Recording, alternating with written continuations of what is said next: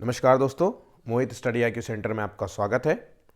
Paper 1 जो है complete हो गया है। आज का जो है 14 दिसंबर को जो होने वाले दोनों शिफ्ट में वो एग्ज़ाम्स हो चुके हैं। दोनों के जो है मैंने CDP ऑलरेडी अपलोड कर दिया है। पेपर 1 का जो है ये 1 है, सेकंड शिफ्ट में हुआ है पेपर, और ये सेट नंबर है K। ध्यान रखिएगा, सेट K है, ठीक है। आप अपना आंसर जो है चेक कर लीजिए इस पेपर से, जो है आपके कितने क्वेश्चन सही हुए हैं आप हमें कमेंट करके ज़रूर बताइएगा। पेपर थोड़ा सा आसान भी है और मतलब हार्ड नहीं कह सकते, लेकिन थोड़ा सा मॉडरेट हो सकता है, क्योंकि पहली बार जिन लोगों ने एग्ज़ाम दिया होगा उनको थोड़ी सी कठिनाई महसूस हो सकती है, क्योंकि शब्द थोड़े से मतलब लैंग्वेज उसकी थोड़ी सी हार्ड है, ठीक है। मुझे ऐसा लग रहा है कि कई बच्चों को जो है दिक्कत हो सकती है पेपर सॉल्व करते वक्त, ठीक है। तो आइए देखते हैं कैसे कैसे क्वेश्चंस आए हैं, और मतलब क्वेश्चंस तो खैर आपको पता है, आइए देखते हैं आंसर क्या है इनके। तो बिना टाइम वेस्ट किए जो है चेक करते हैं। देखिए, सेट के का जो है पहला क्वेश्चन है CDP का, जो कि ये क्वेश्चन है। एक सेकेंड, हाँ ये देखिए। तो पहला क्वेश्चन दिया हुआ है, शिक्षिका को अपने कक्षा के लड़कों को खेलों में भाग लेने के लिए प्रोत्साहित करना चाहिए और लड़कियों को कलांतर जो है अलंकरण में भाग लेने के लिए प्रोत्साहित करना चाहिए। यहाँ पर सीधा सीधा जो है क्वेश्चन जेंडर स्टीरियोटाइप का है। तो यहाँ पे हमने पहले भी कहा था, जेंडर स्टीरियोटाइप का चीज़ें हो तो उसे गलत कर देना है। बच्चे मुख्य रूप से अंतर्निहित जो है जैविक भिन्नताओं के कारण जेंडर भूमिकाएं ग्रहण करते हैं। तो यहाँ पे ये भी कारण गलत है, यहाँ पे दोनों ही कथन गलत हो जाते हैं। ऑप्शन ए है, जिन लोगों ने ऑप्शन ए लॉक किया है वो सभी सही होंगे, ठीक है। नेक्स्ट क्वेश्चन है, लेखन वैकल्य की विशेषता है। अधिगम विकार का मैंने ऑलरेडी एक वीडियो अपलोड किया है, बहुत आसान सा क्वेश्चन है। लेखन वैकल्य डिस्ग्राफिया होता है, ग्राफिक्स वाला, जिसमें लेखन विकार होता है, बच्चे को लिखने में कठिनाई होती है, वो शब्दों को सही से लिख नहीं पाता है, मतलब उसकी राइटिंग हैंड राइटिंग जो है बहुत गंदी होती है एक तरीके से। तो यहाँ पे लिखित कार्य में चुनौती पेश करना हो सकता है। ऑप्शन यहाँ पे ए बिल्कुल राइट होगा, ठीक है। थर्ड क्वेश्चन है, देखिए जो कल जिनका एग्जाम है उनको ये पेपर जरूर देखना है, उनको पेपर सॉल्व करके जाना है, ध्यान रखिएगा। तो इसलिए गौर से बातों को समझिएगा, कुछ जो है छोटे छोटी बातें सिंपल शब्दों में बताएंगे ताकि आपके लिए कल पेपर आसान रहे, ठीक है, कंफ्यूज नहीं करेंगे। आगे देखते हैं, तीसरा क्वेश्चन है, शिक्षकों को टीचर को ध्यान न्यूनता अति सक्रियता विकार से जूझ रहे ऐसे बच्चे जिनको ध्यान लगाने में जो है दिक्कत होती है, बड़े बेचैन होते हैं, है ना। तो इस तरीके के विकार से जूझ रहे छात्रों को आवश्यकताओं को ध्यान में रखते समय किन चीज़ों से बचना चाहिए। ऐसे बच्चे जो थोड़े से एग्रेसिव हो, किसी जो है विकार से पीड़ित हो, है ना, ऐसे जो है समय में अगर आपको ऐसा बच्चा दिखता है क्लासरूम में, तो टीचर को किस चीज़ से बचना होगा। तो यहाँ पे जो आंसर है, देखिए सीधा सीधा आंसर है विकर्षण और शोर। यहाँ पे सीधा सीधा शोर लिखा है। अगर बच्चा जो है बड़ा सेंसिटिव है, आप उससे शोर ज़रा तेज आवाज़ में बात करेंगे तो रोने लगेगा, या फिर वो बड़ा जो है अजीब तरीके से रिएक्ट करने लगेगा, है ना। तो यहाँ पे ये होना चाहिए। बाकी उसके साथ लचीलापन व्यवहार होना चाहिए, कार्य को छोटे छोटे आसानी रूप में पेश करना चाहिए, बहुसंवेदी जो है सामग्रियों का देना चाहिए ताकि वह अच्छी तरीके से सीख सके। तो यहाँ पे जो आंसर है वो है ऑप्शन डी होगा, ठीक है। चलिए आगे बढ़ते हैं नेक्स्ट क्वेश्चन की ओर। चौथा क्वेश्चन है, विद्यालय में खेलने के समय जो है ऋषभ जो है एक 7 वर्षीय लड़का है, ने खेलने के लिए एक गुड़िया उठाई। यहाँ पर देखिए इंपॉर्टेंट ये है कि एक लड़के ने एक गुड़िया उठाई है खेलने के लिए। तो यहाँ पे जेंडर स्टीरियोटाइप को वो तोड़ रहा है, ठीक है, जेंडर रूढ़िवादिता। आमतौर पर ऐसा कहता है कि लड़का जो है वैसे खेल खेलता है जो लड़के वाले होते हैं। यहाँ पे गुड़िया उठा रहा है, उसके कुछ साथी उसकी जो है पसंद के खिलौने के लिए उसका मजाक उड़ा रहे हैं। मतलब वो बच्चे इस धारणा में जी रहे हैं, उसके माता पिता इसी तरीके से सिखा रहे हैं कि बेटा लड़के हो तो तुम ये करना है, लड़कियां हो तो तुम्हें ये करना है। तो इस तरीके के वो बच्चों के अंदर धारणा है। तो एक टीचर के तौर पे अपने विद्यार्थियों में लैंगिक भूमिका के संदर्भ में वो लचीलापन विकसित करना चाहिए। टीचर का तो वो कर रही है कि बच्चा का संपूर्ण विकास हो, तो वो जेंडर जो स्टीरियोटाइप चीज़ें हैं उसको तोड़ रही है। वो ऐसे उदाहरण रख रही है कि लड़के जो है, जैसे मैंने अक्सर बताया, लड़के रंगोली बना रहे हैं और लड़कियां क्रिकेट खेल रही हैं, ये उसी तरीके का। तो इस स्थिति में जो है कौन सी प्रतिक्रिया देनी होगी। तो बहुत सामान्य सा, बहुत अच्छा और बहुत सिंपल सा क्वेश्चन है। यहां तक तो बिल्कुल सिंपल है। बिना कुछ कहे गुड़िया को हटा देना चाहिए, ऋषभ को खेलने के लिए कार देनी चाहिए, ऐसा बिल्कुल भी नहीं होना चाहिए। यहां पे ऋषभ को गुड़िया के साथ खेलने देना चाहिए और दूसरों से कहना चाहिए कि वह अपनी पसंद का कोई भी खिलौना ले लो, लेकिन उसको खेलने देना चाहिए, ठीक है। यहाँ पे ऋषभ से बात करनी चाहिए कि गुड़िया लड़कों के लिए उपयुक्त है, बिल्कुल भी नहीं। यहाँ पे जो है ऐसे दोस्तों को ये मंजूर नहीं कि वो गुड़िया खेले, इसलिए जो है वो किसी और खिलौने से साथ खेले। तो यहाँ पे सारे आंसर्स गलत हो जाते हैं, केवल ऑप्शन बी यहाँ पे राइट होगा, ठीक है। यहाँ तक बिल्कुल करेक्ट है, चीज़ें चल रही हैं। जो कंफ्यूज होगा, 2-3 क्वेश्चन ऐसे हैं जहाँ पे आंसर्स थोड़ा से कंफ्यूजन में डाल रहे हैं, मतलब ऑप्शन ए भी हो सकता है, बी भी, मैं आके चीज़ें बताऊँगा, ठीक है। तो यहाँ पे ध्यान रखिएगा।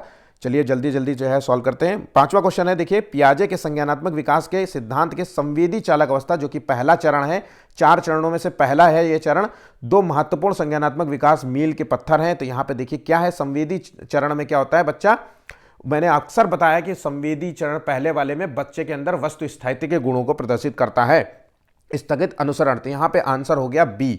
तो पांचवे का आंसर होगा बी। वस्तु स्थायित्व का मतलब होता है बच्चे को ऐसा लगता है कि जो चीज वहां पर नहीं भी है तब भी उसको लगता है कि वो मौजूद है। मतलब वहां से, जैसे आपने चॉकलेट जो है बच्चे ने देख रखी है कि भाई 0 से 2 साल का बच्चा है, अब आप उसके लिए डेली चॉकलेट लाते थे, एक दिन कहा गया अरे बेटा नहीं है, तो जब भी चॉकलेट लेके आते हो वो तुम्हारी जेब बार बार देखेगा बच्चा कि नहीं पापा लेके आयो, पापा लेके आयो, या चाचा मामा जो भी है लेके आयो, है ना, वो हमेशा वहीं। तो उसके वो नजर आता है कि वो गुण, वो चीज वहां तब भी मौजूद रहेगी जब वो वहां नहीं होगी। तो यहां पे ध्यान रखिएगा, ये क्वेश्चन बहुत पूछता है।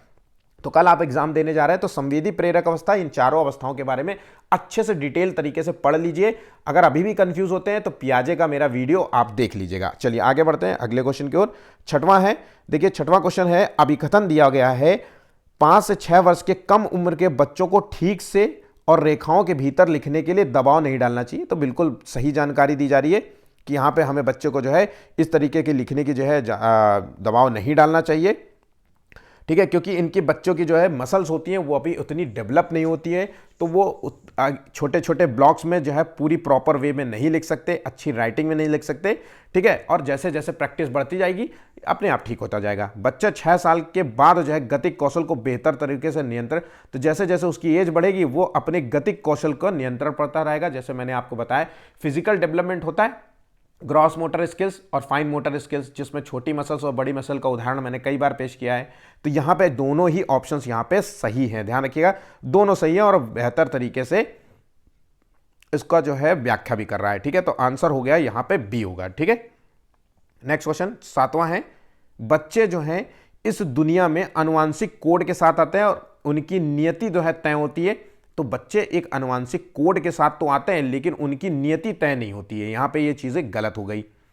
इसके बारे में समझना, तो अब यह चीज तो बहुत सामान्य सी चीजें हैं, उस सामाजिक संदर्भ, उस सामाजिक सांस्कृतिक संदर्भ से बहुत अधिक प्रभावित होते हैं जिसमें वे बड़े होते हैं।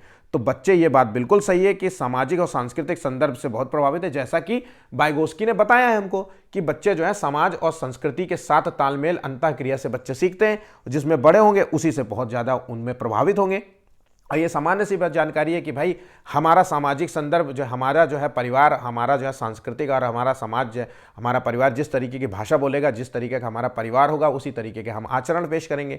दूसरे परिवार के बच्चे दूसरे तरीके का आचरण पेश करते हैं, इसका यही मूल कारण है। नेक्स्ट पॉइंट है कि इस संसार में खाली स्लेट और कोरी पट्टी के रूप में आते हैं, अनियंत्रित पैदा होते हैं, सामाजिक होने की आवश्यकता होती है। तो यहां पे ये आंसर, यहां पे देखिए मैं एक आप चीज बता रहा हूं, 7वें का आंसर यहां पे दोनों हो सकते हैं, लेकिन मेरे अनुसार जो आंसर सबसे ज्यादा बेस्ट होगा वह ऑप्शन बी होगा। ध्यान रखिएगा, बी आंसर जो है सबसे बेस्ट मुझे लग रहा है।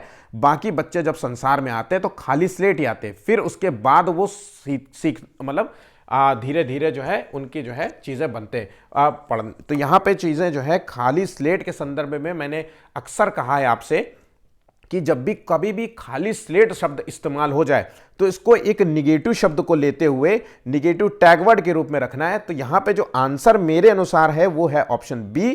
तो यहां पे बी आंसर जिन्होंने किया है वो सही हो सकते हैं, हो सकता है सीबीएसई जो है इसका आंसर सी भी लॉक कर सकती है। तो देखते हैं आगे, लेकिन बी आंसर मेरे अनुसार जो है 99% सही होगा, ठीक है।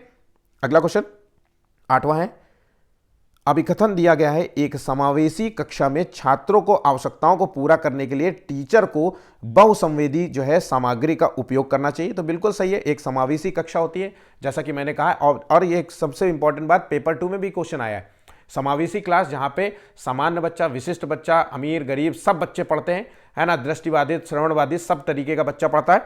अगर सब बच्चा पढ़ेगा तो एक तरीके की अगर सामग्री का यूज करोगे तो कुछ बच्चे जो है समझ नहीं पाएंगे, जिसको कान से सुनाई नहीं दे रहा है उसके साथ धीरे धीरे बात करोगे तो कैसे चलेगा, तो सामान्य बच्चे तो सुन लेंगे। तो इसलिए यहां पे जो है ये पॉइंट सही है यहां पे, ठीक है। उनको बहुत संवेदी सामग्रियों का उपयोग करना चाहिए। समावेशी कक्षाओं को पाठ्य चर्चा सामग्री के मानकीकरण के साथ साथ मूल्यांकन रणनीतियों के मानकीकरण को अपनाना चाहिए। तो यहां पे जो आंसर है देखिए 8वें का, तो 8वें का जो आंसर है वह है यहां पे ए सही है लेकिन आर गलत होगा। यहां पे ए सही है, आर गलत है, ऑप्शन यहां पे डी राइट है। नेक्स्ट क्वेश्चन रचनावादी दृष्टिकोण से क्या होता है, तो ये रचनावादी दृष्टिकोण जिसे कहते हैं कंस्ट्रक्टिव व्यू, बहुत इंपॉर्टेंट चीज है और बहुत क्वेश्चन आता है यहाँ पे। तो रचनावादी वही दृष्टिकोण होता है जिसमें बच्चे का जो है बहुत अच्छी ग्रोथ होती है ना, बच्चे के अंदर जो है प्रतिभाशालिता को डेवलप किया जाता है, चिंतन शैली जो है डेवलप की जाती है, तार्किक भावनाएं डेवलप, तो ये सारी चीजें हैं रचनावादी दृष्टिकोण, ठीक है, कंस्ट्रक्टिव होता है। तो यहाँ पे जो 9वें का आंसर है, तो यहाँ पे देखिए व्यक्तियों को नए व्यवहार सीखने के लिए अनुकूलित किया जाता है।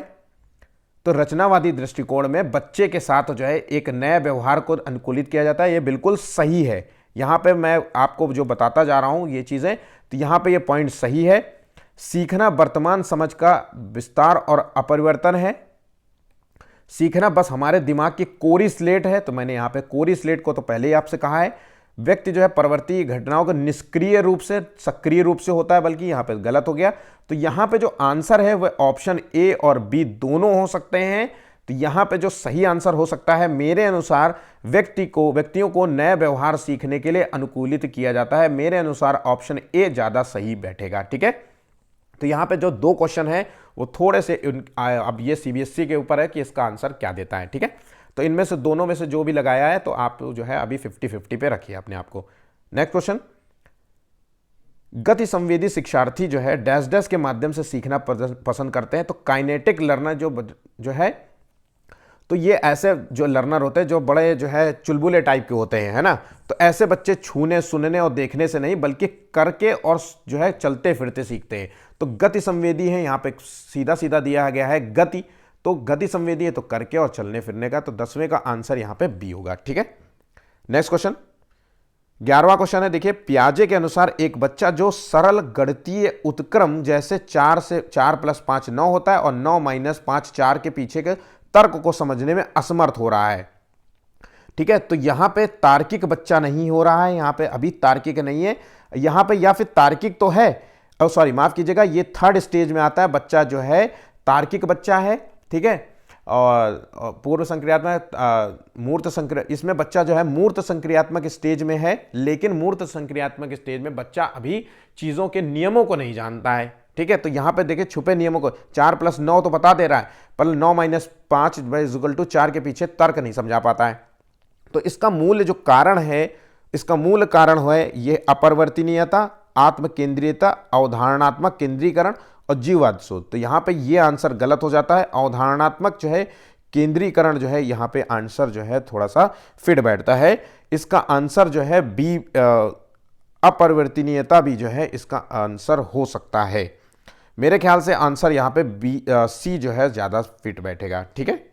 नेक्स्ट क्वेश्चन, 12वां क्वेश्चन है, समावेशन को बढ़ावा देने के लिए क्या आवश्यक है। तो समावेशन को बढ़ावा देने के लिए एक लचीला पाठ्यक्रम होना चाहिए, सहयोगात्मक जो है अधिगम होना चाहिए बच्चे के साथ, और जो है समावेशन को बढ़ावा देने के लिए एक पृथक्करण और नामीकरण या गम्य इमारतें। यहां पे जो आंसर हो सकता है गम्य इमारतें तो बिल्कुल नहीं होनी चाहिए मेरे ख्याल से। तो ऑप्शन 4 अगर हटा दिया जाए तो यहां पे 4 हटता है, तो आंसर जो है यहां पे बी होगा, ठीक है। पर यहां पे पृथक्करण और नामीकरण भी दिया गया है, आप यही आंसर रखिए, ऑप्शन यहां पे बी बेस्ट रहेगा। चलिए आगे बढ़ते हैं अगले क्वेश्चन की ओर। पियाजे ने जो है संज्ञानात्मक विकास का किस प्रकार वर्णन किया है। तो पियाजे के बारे में तो देखिए 2 से 3 क्वेश्चन तो ऑलरेडी हो गए। मैंने बार बार कहा है कि 3 क्वेश्चन आने के पूरे चांसेस रहते हैं।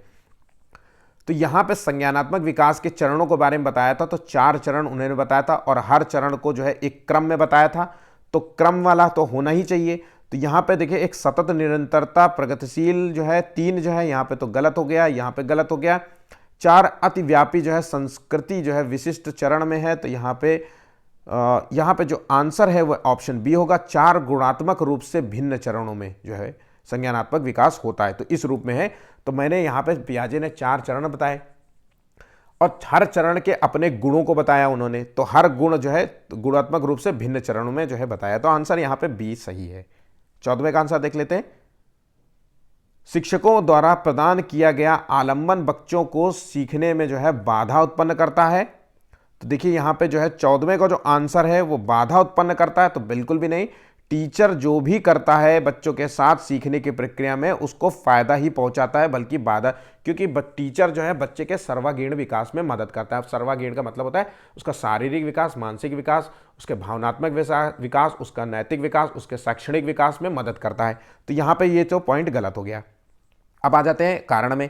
लेव वाइगोस्की ने प्रस्तावित किया है कि बच्चे स्वतंत्र रूप से पर्यावरण पर कार्य करके और उनमें जो है फेर करके सीखते हैं। अब यहां पे बोल रहा है बच्चे स्वतंत्र रूप से, जबकि हमें पता है कि वाइगोस्की ने सामाजिक सांस्कृतिक सिद्धांत दिया था और उन्होंने कहा था कि बच्चे के संज्ञानात्मक विकास में बच्चा सीखता है समाज और संस्कृति के परस्पर अंतःक्रिया से।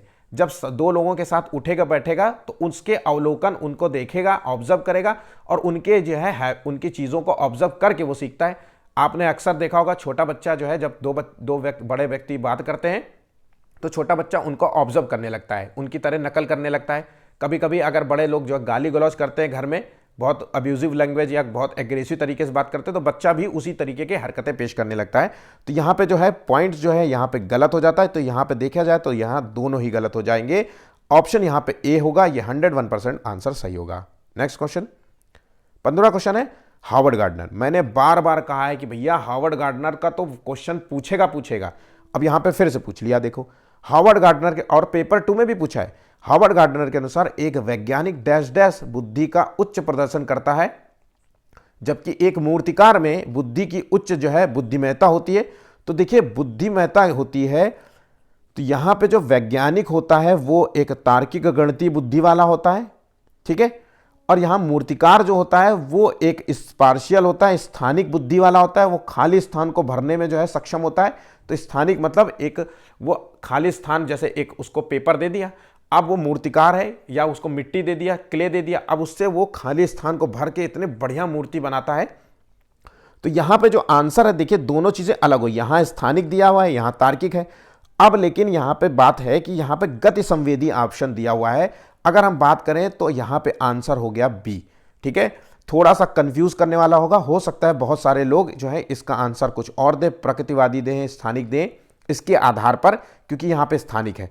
तो यहां पे कुछ भी हो सकता है, यहां पे बी भी हो सकता है, यहां पे डी हो सकता है, लेकिन मेरे अनुसार जो है यहां पे बी मोस्ट जो है मतलब जो है सबसे ज्यादा जो है फिट बैठता है यहां पे आंसर, ठीक है। क्योंकि देखिए वैज्ञानिक गणितीय बुद्धि का तो होगा ही, बिना गणित की नॉलेज रखे, बिना तर्क की नॉलेज रखे वो वैज्ञानिक बन ही नहीं सकता। और गति संवेदी, एक मूर्तिकार के लिए गति संवेदी होना बहुत जरूरी है। बॉडीली जो है काइनेटिक, उसके हाथों का मूवमेंट इतना करेक्ट होना चाहिए। अगर उसको आंख की डिजाइन बना दी है, मेरी बात को समझिएगा, बहुत सारे जो है आंख की मतलब बहुत जब उसको आंख की डिजाइन बनाए तो बिल्कुल इतना परफेक्ट बनाएगा, तो जब तक उसके काइनेटिक जो है बॉडी जो है उसके कंट्रोल में नहीं होगी तो वो चीजें ऐसा नहीं कर पाएगा। तो यहां पे जो है मोस्ट जो है सबसे अच्छा सही आंसर बैठता है वो है ऑप्शन बी। नेक्स्ट क्वेश्चन, निम्नलिखित में से कौन सा बाहरी अभिप्रेरणा का सही जो है वर्णन करता है। बाहरी अभिप्रेरणा मतलब बच्चे को जो है मोटिवेशन के लिए बाहर से कुछ बताया जाए, जैसे पुरस्कार देंगे, बेटा जो है पढ़ा होमवर्क कर लो तो पुरस्कार देंगे, या फिर जो है मारेंगे नहीं तुमको, है ना, घुमाने लेके जाएंगे, चॉकलेट देंगे, इस तरीके से। बच्चे के अंदर आंतरिक अभिप्रेरणा जो है स्वयं को आनंद, वो आंतरिक अभिप्रेरणा वाला नहीं है मामला, यहाँ पे बाहर से मिल रहा है। तो यहाँ पे देखते हैं आंसर, व्यक्तिगत आनंद से आती है तो बिल्कुल भी नहीं, आंतरिक अभिप्रेरणा का उदाहरण है। अभिप्रेरणा जो आंतरिक कारणों से आती है बिल्कुल भी नहीं। अभिप्रेरणा जो वातावरणीय परिणामों से आता है, आसपास के वातावरण को देख करके जो है बच्चा जो है करता है। जैसे अक्सर देखा होगा दो भाई हैं, दो मतलब एक पिता के दो बेटे हैं, माता पिता के दो बेटे हैं, और एक पढ़ने में बहुत अच्छा है, एग्जाम में वो अपने आप पढ़ने बैठ जाता है, मतलब वो आंतरिक प्रेरित है, वो स्वयं उसको पढ़ाने की जरूरत नहीं पड़ती है, उसका जब लगता है कि अब मुझे पढ़ना चाहिए तो मुझे पढ़ना है, तो आंतरिक अभिप्रेरणा का जो है प्रेरित है। बच्चा पढ़ने बैठ गया, अब ऐसी सिचुएशन में दूसरा जो नालायक बच्चा है जो पढ़ना नहीं चाहता, वो बड़े भाई को देख करके या छोटे भाई को देख करके वो देखता है अरे मेरा भैया पढ़ने लगा, मैं भी बैठूंगा, तो वातावरणीय परिणामों से आती है। तो यहां पे बाहरी अभिप्रेरणा का उदाहरण है, ऑप्शन यहां पे डी बिल्कुल सही है। नेक्स्ट क्वेश्चन, अर्थपूर्ण जो है अधिगम मुख्य रूप से किसके बारे में नहीं है। अर्थपूर्ण अधिगम मतलब जो है जिसकी मीनिंग, अगर मान लीजिए कुछ सीख रहे हैं और उसका मतलब ही नहीं जान पा रहे, तो वो होगा जो है अर्थपूर्ण अधिगम नहीं कहलाएगा। मतलब कोई भी चीज अगर आप सीख रहे हैं उसमें जो है उसको चीजें को जो है समझना आना चाहिए। तो जब आप रटते हैं तो वो अर्थपूर्ण अधिगम के अंतर्गत नहीं आती। बाकी जो है ज्ञान का निर्माण, अवधारणाओं की समझ और कौशलों का निर्माण विकास। यहां पे आंसर जो है डी होगा, बिल्कुल राइट और बिल्कुल 101% सही है। नेक्स्ट क्वेश्चन 18वां है, विकास के संदर्भ में एक समय जो है सीमा जिसके एक व्यक्ति जो है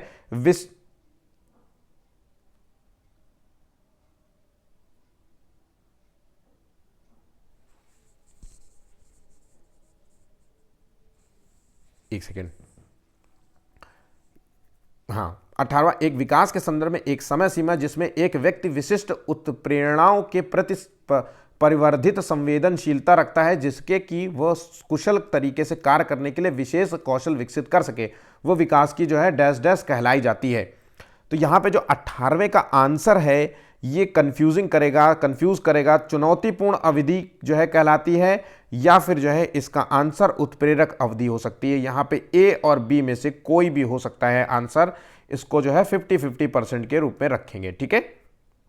नेक्स्ट क्वेश्चन 19वें का आंसर है, देखिए अभिकथन जो है शिक्षकों को छात्रों से दूरी बनाकर रखनी चाहिए। अब यहां पे पहले ही बता दिया कि टीचर को बच्चों से दूरी बनानी, तो यहां पे तो पॉइंट ही गलत हो जाता है भाई। बच्चे का विकास ही जो है टीचर कर रहा है, इसीलिए तो पेरेंट्स स्कूल भेजते हैं कि वहां पे कुछ मैनर्स सीखे, है ना, पढ़ाई लिखाई सीखे, उसका शारीरिक ग्रोथ हो। अगर खेलने में अच्छा है तो टीचर हमें बताए कि भाई बच्चा आपका खेलने में अच्छा है, इसमें अच्छा है, उसमें अच्छा है, सब चीज़ें।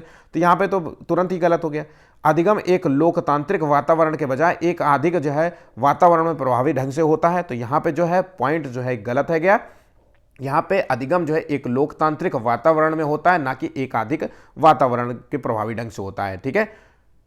यहाँ पे आंसर हो गया ऑप्शन ए। नेक्स्ट 20वां क्वेश्चन है, सामाजिक संचार में चुनौतियां किसमें स्पष्ट होती हैं। अब सामाजिक संचार, अधिगम विकार, अधिगम अक्षमता के संबंध में मैंने वीडियो पूरा एक प्रॉपर डाला है और मैंने उसमें बताया है कि ऑटिज्म क्या होता है। ऑटिज्म में बच्चा सामाजिक संचार, सामाजिक रूप से कम्युनिकेट नहीं कर पाता, एक दूसरे से बात नहीं करता है, डरा डरा रहेगा, है ना, बड़ा सेंसिटिव होगा, जरा सा कोई आएगा तो मम्मी के पीछे भागेगा, रोने लगेगा, तो इस तरीके से कम्युनिकेट कर देगा नहीं, एग्रेसिव हो सकता है। तो यहाँ पे स्वालीन जो है क्रम विकार होता है, स्वालीन को ऑटिज्म कहते हैं यहाँ पे। तो आंसर हो गया बी, बिल्कुल एग्जैक्ट, बिल्कुल सही आंसर होगा। नेक्स्ट क्वेश्चन, निम्नलिखित में से कौन सा कथन जो है विकास के समीप दूराभिमुख सिद्धांत का प्रतिपादन करता है। देखिए विकास का समीप दूराभिमुख जिसे कहते हैं प्रॉक्सिमोडिस्टल, यहां पे देखिए लिखा हुआ है। मैंने हमेशा कहा है कि प्रॉक्सिमोडिस्टल का क्वेश्चन ये यहां से क्वेश्चन आता है, तो समीप दूरस्थ जो है सिद्धांत है। यहां पे क्या होता है कि विकास जो होता है सर से पैर की ओर होता है, समीप दूरस्थ वाले में विकास जो है सर से पैर की ओर होता है, ठीक है। तो एक तरीके से विकास का जो सर से पैर की ओर होता है यहां पे, तो आंसर है यहां पे 21वें का विकास बहुआयामी होता है, ये बिल्कुल भी नहीं हो सकता। यहां पे आंसर है मोतियों को धागे से पिरोने से पहले बच्चे गेंद को पकड़ने की क्षमता विकसित करते हैं, मतलब छोटी छोटी मसल्स का प्रयोग करते हैं, सिर से पैर की ओर हो रहा है विकास। तो यहां पे आंसर हो गया बी, ठीक है, आंसर है बी। नेक्स्ट क्वेश्चन 22वें का है, अच्छे समस्या समाधानकर्ता बनने में शिक्षार्थियों की सहायता करने के लिए एक टीचर को निम्नलिखित में से किस प्रक्रिया पर बल देना चाहिए। अगर जो है एक टीचर बच्चों को जो है समाधानकर्ता के रूप टीचर जो है समाधानकर्ता के रूप में बच्चों के साथ जो है पेश आएगा, तो उसमें से क्या जो है बल देना होगा। तो यहां पे जो आंसर है देखिए 22वें का, बड़ी और जटिल समस्याओं को छोटी प्रबंधनीय समस्याओं में विभाजित करना, समस्याओं को एक विशिष्ट निर्धारित तरीके से हल करना, समस्या से संबंधित जानकारी को केवल जो है एक ही पहलू में ध्यान, केवल जैसे शब्द आ जाए तुरंत काट दीजिए, ऐसी जानकारी पर ध्यान केंद्रित करना जो पहले से मौजूद विश्वास और पूर्वाग्रहों को जो है पुष्टि करती हो। तो यहां पे आंसर है बड़ी और जटिल समस्याओं को प्रबंधनीय समस्याओं में विकसित करना। तो आंसर हो गया ऑप्शन बी एग्जैक्ट आंसर है, सही होगा। नेक्स्ट क्वेश्चन 23वां क्वेश्चन है यहां पे, प्रभावी शिक्षक खुद को शिक्षार्थियों के दैनिक जीवन और उनकी सामाजिक सांस्कृतिक पृष्ठभूमि से परिचित कराते हैं। तो टीचर जो होता है वो बच्चों के जो है दैनिक जीवन से उनके से परिचित कराते हैं। तो 23वें का जो आंसर है यहाँ पे देखिए, तो ये बिल्कुल सही है। सीखना एक सामाजिक संदर्भ में होता है, ये भी बिल्कुल सही है, जैसा कि वाइगोस्की ने कहा है। ठीक है, तो वाइगोत्स्की का आधार बना के यहाँ पे आंसर हो गया, दोनों सही है और सही मतलब इसकी व्याख्या भी कर पा रहा है। ऑप्शन यहाँ पे बी राइट होगा। नेक्स्ट 24वां क्वेश्चन है, लॉरेंस कोलबर्ग ने तर्क दिया है। लॉरेंस कोलबर्ग ने नैतिक विकास का सिद्धांत दिया था, 3 चरण दिए थे, तीनों चरण क्रम में थे, सब चरणों के बारे में पता होना चाहिए। तो आंसर है यहाँ नैतिक विकास क्रमिक चरणों में होता है, ऑप्शन यहाँ पे बी राइट है। सांस्कृतिक अंतर होते हैं नैतिक तर्क में, लिंग भेद होते हैं, बिल्कुल भी नहीं। नैतिक विकास निरंतर रूप से होता है, बच्चों में नैतिक विकास निरंतर रूप से होता है। तो ये तर्क संगत तो हो सकता है, लेकिन यहाँ पे आंसर ये नहीं होगा, ऑप्शन यहाँ पे बी होगा। बहुत सारे बच्चों ने आंसर डी लॉक किया होगा, जबकि ये गलत होगा।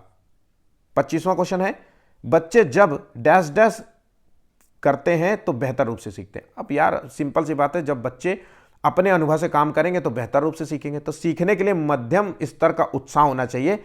जब बच्चों के अंदर सीखने के लिए उत्साह रुचि दिखाएंगे तब वो बेहतर रूप से सीखते हैं, ना कि चिंता सतर्कता और विवशता से सीखेंगे। तो आंसर हो गया यहां पे ए।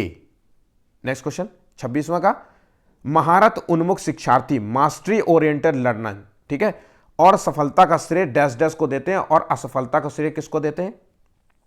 तो यहां पे देखिए महारत उन्मुख शिक्षार्थी जो होते हैं वो सफलता का श्रेय जो है योग्यता और जो है क्रम कोशिश को देते हैं और अपर्याप्त कोशिश को देते हैं असफलता को। तो यहां पे जो है ऑप्शन यहां पे सी होगा। मतलब अगर जो है बच्चा जो है असफल हुआ तो इसका मतलब है कि उसने सही से जो है पूर्ण रूप से जो है कोशिश नहीं की है। ठीक है, 26वां का है सी आंसर था।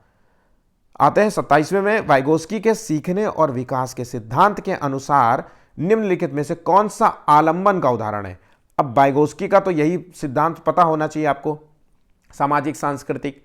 इसको आधार बना के, सारे पॉइंट्स को आधार बना के हम जो है यहां पे 27वें का आंसर देखेंगे। तो यहां पे जो है अभिप्रेरणा के रूप में एक छात्र को उनके नाम के लिए एक श्रेणी प्रदान करना गलत है, बिल्कुल भी नहीं। मोटिवेशन के लिए एक छात्र को उसके काम के लिए एक जो है श्रेणी देना, यह बिल्कुल गलत है। एक छात्र को पढ़ने का कार्य देना और उसे स्वतंत्र रूप से सवालों के जवाब देने के लिए कहना, और एक छात्र को एक कौशल का प्रदर्शन करना और फिर उसके जो है अपने दम पर महारत हासिल करने के लिए कहना। किसी छात्र को छोटे चरणों में तोड़ना और आवश्यकता अनुसार सहायता प्रदान करना। आंसर हो गया डी। अब देखिए यहां पे आवश्यकता अनुसार सहायता प्रदान करना मतलब हो गया यहां पे ZPD हो सकता है, यहां पे स्कैफोल्डिंग हो सकता है जहां पे बच्चे को टेम्परेरी हेल्प दी जाती है, या फिर MK हो गया, मतलब अगर बच्चे के कार्य जो है उसकी पहुंच से दूर है, वो कार्य उस जो है क्षेत्र उस चीज को लर्न नहीं कर पा रहा है, तो टीचर पूरी तरीके से उसकी मदद करेगा। मोर नॉलेज अदर्स होता है इसका। तो यहां पे 3 चीजें कार्य कर सकती हैं, तो आंसर हो गया यहां पे डी। ठीक है, 28वें का आंसर है, वाइगोत्स्की के अनुसार बच्चे स्वयं से बात करते हैं। अब देखिए बहुत आसान सा है, बच्चे स्वयं से बात करते हैं मतलब बच्चा जो है या तो इनर स्पीच में है, ठीक है, या फिर प्राइवेट स्पीच में है। सोशल स्पीच में बच्चा दूसरे से बात करेगा, इनर स्पीच में अंतर मन में अपने ही मुंह के अंदर ही बात करेगा, अपने समस्याओं का समाधान अपने मन ही मन में जो है करेगा। प्राइवेट में क्या है, शीशे के सामने खड़ा होकर के या गुड्डा गुड़िया खेलते हुए अक्सर बड़बड़ाते रहते हैं ना लड़के, ये गाड़ी आई ही ऐसे करते रहते हैं ना, तो ये चीजें हैं, ये वो होता है प्राइवेट स्पीच में, जब मुंह से बोल रहा हो लेकिन किसी और से नहीं, वो अपने ही प्रॉब्लम अपने ही में मस्त है बोलते हुए। तो यहां पे ये चीज पूछ रहा है। तो यहां पे देखिए कौन सा क्वेश्चन था भाई, 28वां। तो यहां पे जो है अगर स्वयं से बात करते हैं तो आंसर है यहां पे विचार और आत्मनियमन में सहायता प्रदान करते हैं, बच्चे वे आत्म केंद्रित होते हैं। सो यहां पे आंसर विचार और आत्मनियमन में सहायता के लिए, to aid through thought and for जो है सेल्फ रेगुलेशन। बच्चा सेल्फ रेगुलेशन के लिए, अपने आप को सहायता प्रदान के लिए, अपने प्रॉब्लम्स का सॉल्यूशन देने के लिए जो है इस तरीके से बच्चा जो है इस स्पीच का प्रयोग करता है। आंसर होगा यहां पे डी। 29वें का क्वेश्चन है, 29वां क्वेश्चन है, देखिए कोलबर्ग के नैतिक विकास के जो है किस चरण में व्यक्ति का नैतिक व्यवहार मुख्य रूप से इस मानसिकता पर निर्भर करता है कि लोग मेरे बारे में क्या कहेंगे। कोलबर्ग ने नैतिक विकास का सिद्धांत दिया था, 3 चरण दिए थे।